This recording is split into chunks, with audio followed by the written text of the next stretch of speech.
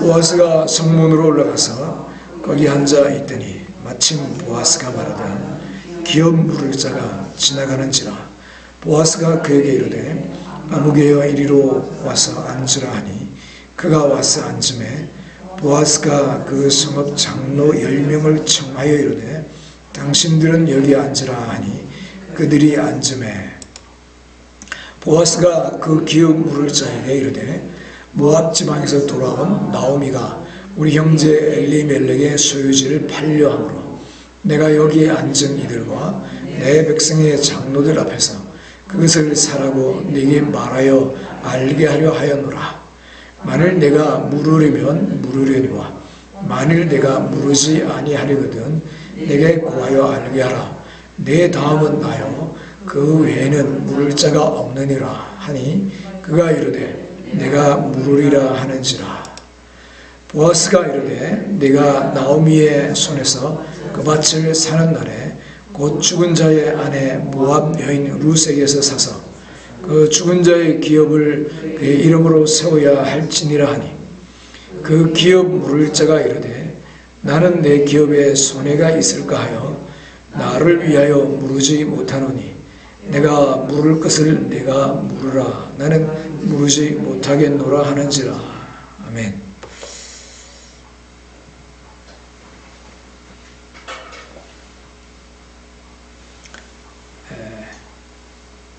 한 주간도 참 고단한 날들을 보내고 이 자리에 오셨죠.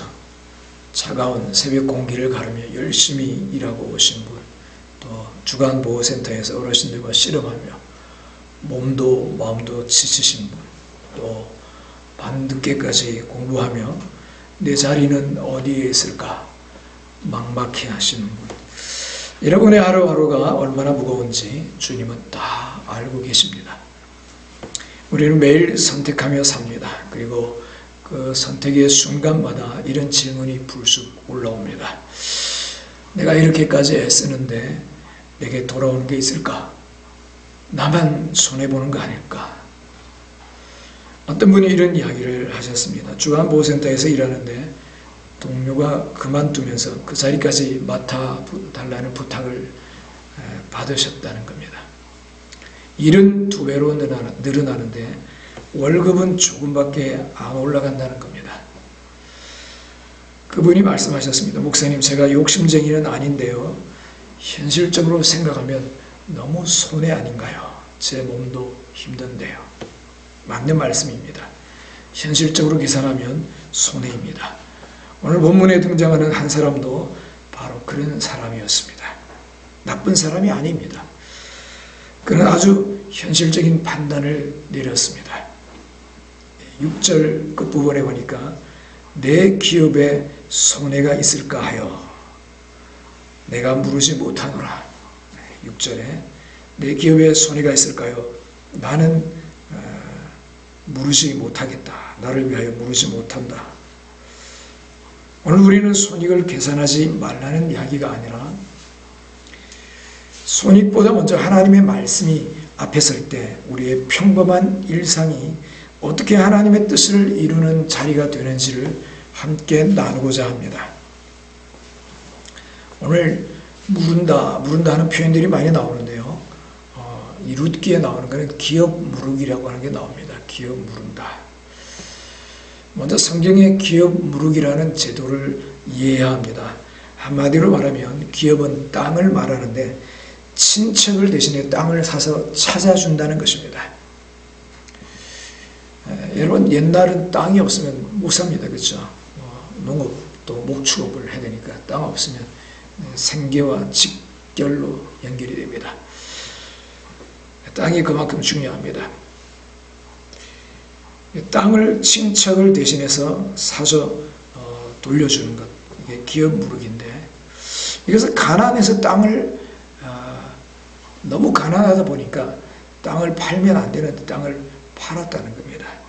또는 후손 없이 죽어버려서 가문이 끊길 위기에 처한 친족을 위해서 가까운 친척이 대신 책임져주는 제도입니다. 기업 무르기를 해주려면 여기에는 2가지가 필요합니다. 첫 번째, 내 돈을 들여 팔려나간 친척의 땅을 되사오는 일입니다. 두 번째, 죽은 자의 이름을 이어 그 가문이 끊기지 않게 하는 일입니다. 중요한 것은 이겁니다. 이스라엘에서 땅은 단순한 부동산이 아닙니다. 땅은 하나님이 이 가문을 잊지 않고 계신다 하는 눈에 보이는 표식이었습니다. 그 기업에 12지파가 있잖아요. 그죠? 이스라엘 12지파. 이 루벤, 갓, 유다 이런 어떤 지파들이 있는데 각 지파별로 땅을 하나에 나눠주셨거든요. 그래서 김씨, 박씨, 이씨 이렇게 해가지고 나눠졌는데 그 집안에 그 가문의 땅이 여전히 있다는 것은 하나님이 그 가문을 잊지 않고 있다 하는 표식이라는 겁니다. 그래서 기업 무르기는 자선 사업이 아니라 절망에 빠진 이웃에게 하나님은 여전히 당신을 기억하십니다 라는 사실을 내 수고를 들여 증명해내는 거룩한 장치였습니다. 여러분이 상가 건물에 차가운 복도를 닦고 어르신들의 휠체어를 밀어드리는 일도 이와 같다는 것입니다. 내가 어지럽힌 게 아니지만 누군가 흘린 오물을 묵묵히 닦아낼 때 그곳을 지나는 사람들은 깨끗해진 길을 보며 다시 힘을 얻습니다. 여러분의 노동은 단순히 돈을 버는 수단이 아니라 하나님이 세상을 돌보고 계신다는 온기를 전달하는 거룩한 통로입니다. 어쩌면 자식들도 외면하는데 자식도 아닌 이 사람이 월급 적은 월급 받고 날 이렇게 사랑으로 섬기고 돌보고 보살핀다. 하나님의 사랑을 느끼는 것입니다. 자, 이제 오늘 본문의 그 사람 아무개라고 말하고 있는 이름은 기록되어 있지 않는 아무개, 그 사람이 왜 물러섰는지를 보겠습니다. 그는 계산기를 정확히 두드렸습니다. 밭을 사려면 내 생돈이 들어갑니다. 그런데 내가 돈을 주고 밭을 사고 이 미망인이라 그러죠. 룻을 내 아내로 맞아들였을 때 룻에게서 아들이 태어나면 그 땅은 내 아들이 아니라 죽은 친척 룻의 옛 남편 말론의 이름으로 넘어갑니다. 내 아들의 나와 같은 김씨, 김아무개가 되는 게 아니고 박아무개가 되는 겁니다. 죽은 자의 아내 룻을 맞아들여 아들을 낳아도 그 아들은 이전 남편의 아들이 되고 땅도 그 집안 땅이 된다는 겁니다. 물론 이전 남편은 다시 살아나지도 않고 룻과 아들도 같이 삽니다. 그러나 땅도 아들도 김씨가 아니고 박씨이며 땅도 박씨 집안 땅이 된다는 것입니다. 즉 내 돈과 내 책임을 다 쏟았는데 결과는 내 이름으로 남지 않습니다. 요즘 말로 하면 딸 대학금 등록금 대주느라 밤낮으로 고생했는데 정작 딸이 잘 되면 딸이 공부 잘해서 그래. 그런 말만 듣고 엄마의 고생은 아무도 몰라주는 상황과 비슷합니다. 물론 이 기업 무르기와 완전한 비유로 설명이 되지는 않습니다. 또 시장에서 장사할 때 옆 가게 사장님이 아파가지고 잠시 봐달라고 했을 때 몸은 2배로 힘든데 돈은 내 돈이 안 되는 상황, 이것과 비슷하다 볼 수도 있습니다. 그래서 그는 판단합니다.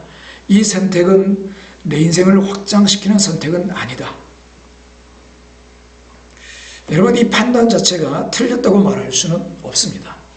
아주 현실적이고 합리적인 판단입니다. 그래서 성경은 그를 비난하지 않습니다. 다만 그는 자기 것을 지키려다 영원한 명예를 잃었습니다. 성경은 그의 이름을 기록하지 않고 그저 아무개라고만 부릅니다. 여러분, 자식들을 키우고 생계 꾸리느라 내 이름 석자는 지워졌고 골병만 남았네. 그러면 서글퍼하는 분들이 있습니다. 그렇죠? 그러나 절대 후회하지 마십시오.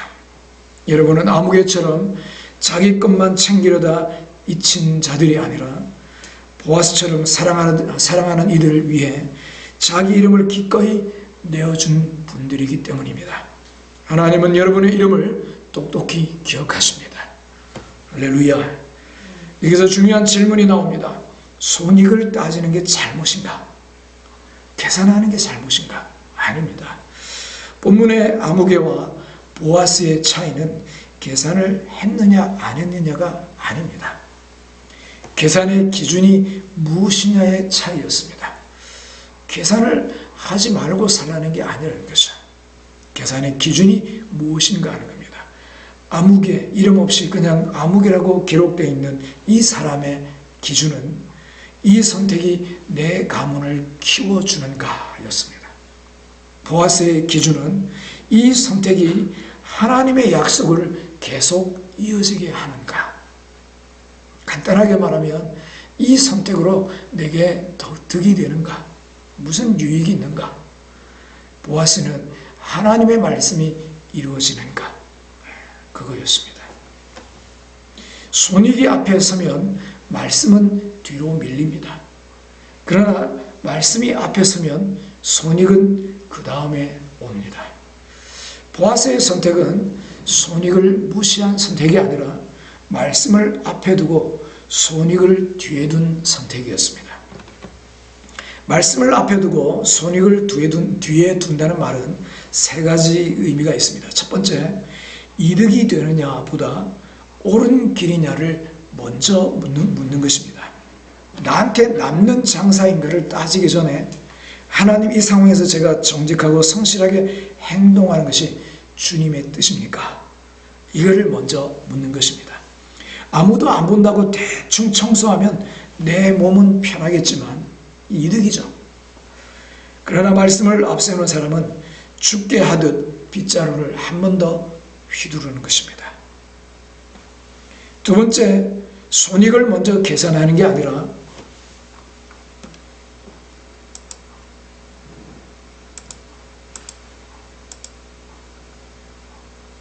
손익을 먼저 계산하는 게 아니라 손익은 하나님께 맡기는 겁니다. 하나님께. 말씀대로 살면 당장은 지갑이 얇아지고 몸이 축나는 손해가 보입니다. 하지만 손익은 하나님께 맡긴다는 것은 내가 오늘 본 손해를 하나님이 반드시 기억하시고 나중에 더 좋은 것으로 정산해 주실 것을 믿는 믿음, 배짱입니다. 내 인생 계산기를 내가 두드리지 않고 하나님의 손에 넘겨드리는 것입니다. 세 번째, 결과는 하나님께 맡기고 오늘에 집중하는 것입니다. 결과가 아닌 과정에 집중하는 겁니다. 보아스는 나중에 다윗이나 예수님이 태어날지 몰랐습니다. 그저 오늘 내 눈앞에 룻을 돕는 말씀에만 집중했습니다. 그가 특별한 계시를 받은 것도 아니었습니다. 기업 무룩이라고 하는 그들 가운데 계속 말씀을 통해 알고 있던 사실이었습니다. 오늘 내 눈앞에 룻을 돕는 말씀에만 집중을 했다는 거죠. 우리도 이렇게 한다고 누가 알아줄까, 이런 결과에만 매달리면 지칩니다. 하지만 결과는 하나님께 맡기고 오늘 하루 주님 보시기에 부끄럽지 않게 살기로 하면 마음이 단순해집니다. 그러면 놀라운 축복은 하나님이 나중에 선물로 가져다 주십니다. 보아스는 손해를 몰랐던 바보가 아닙니다. 다만 그는 하나님의 말씀이 자기 인생 앞에서 멈추지 않도록 길을 열어준 사람이었습니다. 그 결과가 무엇일까요? 자, 성경 읽어보겠습니다. 21절, 22절. 살모는 보아스를 낳았고, 보아스는 오벳을 낳았고, 오벳은 이새를 낳았고, 이새는 다윗을 낳았더라. 아멘. 룻기 4장 21절, 22절입니다. 보아스에서 끝난 게 아니고요. 기업 무르기를 통해서 룻을 아내로 취하고 땅을 대신 내 돈을 들여 샀더니 그의 자손을 통해서 다윗이 태어납니다. 다윗의 후손이 누구죠? 예수 그리스도입니다. 예수 그리스도. 네. 다윗의 가문을 통해서 예수님이 오신다 하는 겁니다. 결국은요, 보아스는 메시아의 오시는 통로가 됐다 하는 것입니다. 여러분, 보아스만 선택한 게 아닙니다. 고향을 떠나 시어머니를 따라온 룻의 선택, 젊은 사람, 또 건강한 사람, 멋있는 사람 선택하지 않고, 그죠? 보아스를 선택한 겁니다. 절망 속에서도 베들레헴으로 돌아온 나오미의 선택이 모두 성탄절로 이어졌습니다. 할렐루야. 어느 성탄절 대형 쇼핑몰 산타 역할을 하던 로버트라고 하는 사람이 있었습니다. 한 아이가 남긴 종이 봉투를 발견합니다.